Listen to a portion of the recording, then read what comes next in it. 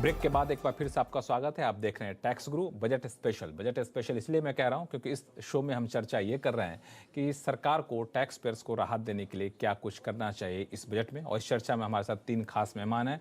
गौरी चड्ढा, शरद कोहली साहब हैं, मुकेश पटेल जी अहमदाबाद से जुड़े हुए हैं। सबसे पहले मुकेश जी आपके पास चलूंगा मैं।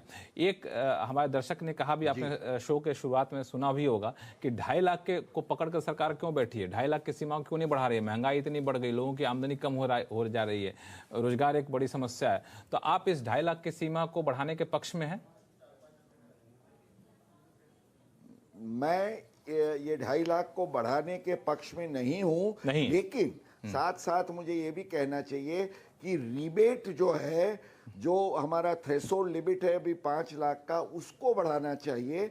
और हमारे जो रैशनलाइजेशन ऑफ रेट्स, माना जो 5% के बाद सीधा 20% का जंप आता है, उसको रैशनलाइज करना चाहिए। इसका फायदा क्या होगा?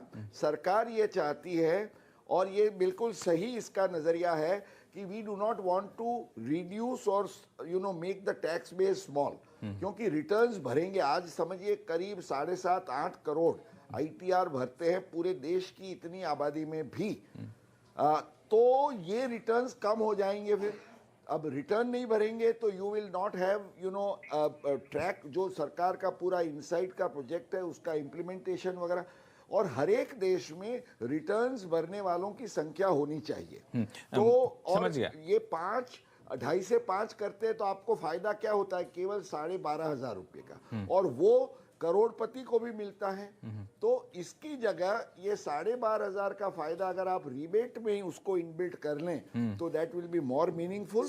और जिसको जरूरत नहीं है उसको आप नहीं देके भी अच्छा काम कर पाए। ठीक है, कोहली साहब आप सहमत है इससे कि नहीं बढ़ाना चाहिए 2.5 लाख की सीमा? देखिए लक्ष्मण, 7 करोड़ के करीब रिटर्न्स आई और असल में टैक्स 1.5 करोड़ लोगों ने दिया। तो इसको देखते हुए सरकार को ये लगता है भाई पहले ही 130-40 करोड़, हम शायद इस साल दुनिया के सबसे पॉपुलेटेड हो जाएं, तो 130-40 करोड़ में कुल 7 करोड़ रिटर्न्स आती है। टैक्स देने वाले कुल 1% रह गए, मोटा मोटा आप देखिए। तो मुझे लगता है 2.5 लाख बढ़ाने पर इसमें समस्या ये है कि आप जो 2.5 लाख से बढ़ाना चाहिए, नहीं बढ़ाना चाहिए? नहीं, मेरे हिसाब से वो नहीं बढ़ाना चाहिए। क्यों नहीं बढ़ाना? क्योंकि 2.5 लाख से 5 लाख के बीच में जो लोग हैं, हालांकि उनकी गिनती बहुत कम है, और उनसे आप मैक्सिमम टैक्स 12,500 ले सकते हैं, जो अभी मुकेश भाई ने बताया। तो मुझे लग रहा है कि टैक्स का बेस बढ़ाने के लिए और कदम उठाने चाहिए, क्योंकि 2.5 लाख से 5 लाख वालों के ऊपर ज्यादा टैक्स नहीं पड़ता है। और आप 87A का जो रिबेट है, वो रिबेट आपको वैसे ही मिल जाता है। तो मैं इसको बढ़ाने का मतलब कोई फायदा नहीं है। एक सिर्फ एकेडमिक पॉइंट ऑफ व्यू से है, और उन्हीं टैक्स पेयर्स के लिए जो 5 लाख से नीचे के हैं।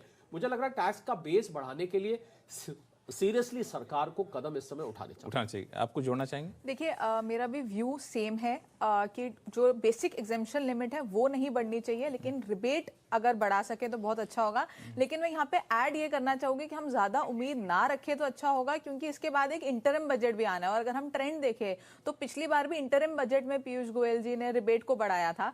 तो मुझे लगता है कि ये इंटरिम बजट में इस साल ज्यादा राहत देंगे रादर देन कि इस बजट में आपको राहत मिले। गौरी ने पहले ही सेफगार्ड ले लिया कि इस बार अगर कुछ निराशा हाथ लगे तो निराश मत होइएगा, एंटी बजट से उम्मीद बना के बैठ जाइएगा, शायद वहां पे कुछ आपको मिल सकेगा। चलिए, आप सभी का बहुत बहुत शुक्रिया हमारे साथ जुड़ने के लिए। मुकेश जी, आपका भी बहुत बहुत धन्यवाद समय निकालने के लिए, बहुत ही बेशकीमती सिफारिश देने के लिए।